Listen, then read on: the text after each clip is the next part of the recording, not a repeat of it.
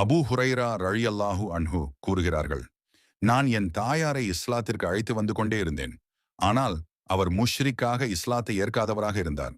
ஒரு நாள் மீண்டும் அவரை இஸ்லாத்திற்கு அழைத்தபோது அவர் நபி ஸல்லல்லாஹு அலைஹி வஸல்லம் குறித்து நான் வெறுக்கும் சில வார்த்தைகளைச் சொன்னாள். அதை கேட்டதும் என் மனம் உடைந்து நான் அழுது கொண்டே நபி அவர்களிடம் சென்றேன். நான் கூறினேன், யா ரசூலல்லாஹ், நான் என் தாயாரை இஸ்லாத்திற்கு அழைத்து வந்தாலும் அவர்கள் ஏற்கவில்லை. இன்று அவள் உங்களைப் பற்றி நான் வெறுக்கும் சில வார்த்தைகளைச் சொன்னாள். எனவே அல்லாஹ்விடம் என் தாயாருக்காக துஆ செய்யுங்கள் என கேட்டார்கள். அல்லாஹ்வே, அபூ ஹுரைராவின் தாயாருக்கு ஹிதாயத் அளிப்பாயாக. அந்த துஆவை கேட்டதும் நான் மிகுந்த மகிழ்ச்சியுடன் வீட்டிற்கு திரும்பினேன். நான் வீட்டிற்கு வந்தபோது கதவு அடைக்கப்பட்டிருந்தது. என் காலடியின் சத்தத்தை என் தாய் கேட்டதும் அவள் கூறினாள், நீ அங்கேயே இரு அபூ ஹுரைரா. நான் காத்திருந்தேன். பின்னர் அவள் தன்னை சுத்தப்படுத்தி உடை அணிந்து அவசரமாக கதவை திறந்து கூறினார், அபூ ஹுரைரா, நான் சாட்சி கூறுகிறேன், அல்லாஹ் தவிர வணக்கத்துக்குரிய எவரும் இல்லை. மேலும் முஹம்மது அல்லாஹ்வின் அடியாரும் தூதருமாவார்.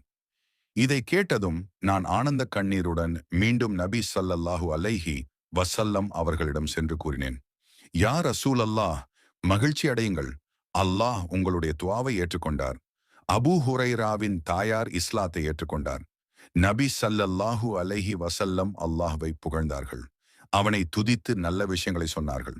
பின்னர் நான் கேட்டேன், யா ரசூல் அல்லாஹ், அல்லாஹ்விடம் துஆ செய்யுங்கள், என்னையும் என் தாயாரையும் அனைத்து நம்பிக்கையாளர்களின் இதயங்களில் நேசிக்கச் செய்வதாகவும் நம்பிக்கையாளர்களையும் எங்களது இதயங்களில் நேசிக்கச் செய்வதாகவும் என நபி அவர்களிடம் கேட்டார்கள். அல்லாஹும்ம ஹப்பிப் உபைதக ஹாதா யானி அபா ஹுரைரா வ உம்மஹு இலா இபாதிகல் முஃமினீன் வ ஹப்பிப் இலைஹிமுல் முஃமினீன். அல்லாஹ், உமது அடியாரான அபூ ஹுரைராவையும் அவரது தாயாரையும் உமது நம்பிக்கையாளர் அடியார்களின் இதயங்களில் நேசிக்கச் செய். மேலும் நம்பிக்கையாளர்களை அவர்கள் இருவரின் இதயங்களில் நேசிக்கச் செய்.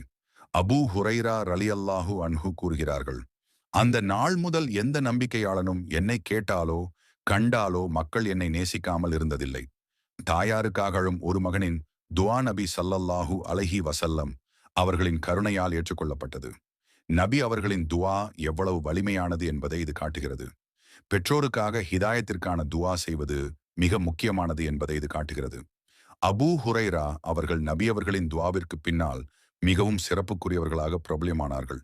எந்த அளவுக்கு சிறப்பாக மாறினார்கள் என்றால், அவர்கள் லட்சக்கணக்கான ஹதீஸ்களை அறிவித்துள்ளார்கள். இதைவிட சிறப்பு என்னவென்றால், இந்த ஹதீஸை அறிவிப்பவரும் அவர்கள்தான்.